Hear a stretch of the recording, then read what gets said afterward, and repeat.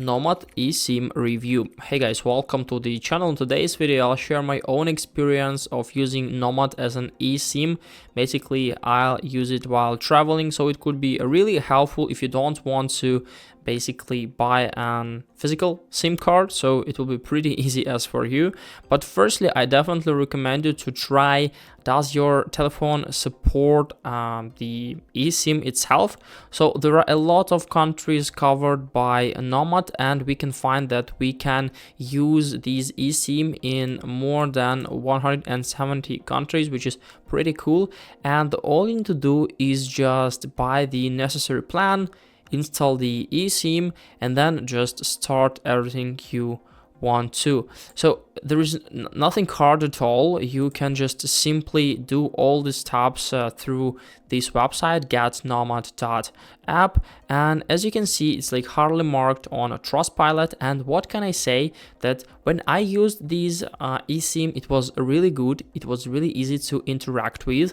But I recommend you to check these things. So firstly, we have a lot of different limited time offers, so you can get huge discounts. So for example, here 10 gigabytes in Canada, $28 instead of 35, so basically 29 instead of 38, and so on. So it could be really cheap here to buy. So before using another platforms like Airalo, GigSky, and so on, you can just simply open these things and then you can find some limited offers. So you can also check the local eSIMs or regional, of course, and sometimes it could be really cheaper than using another things. So it means that you can find it right up here. For example, they have like really cheap plans for France, for Greece, a lot of Europe countries here. So it's definitely worth to check, worth to try.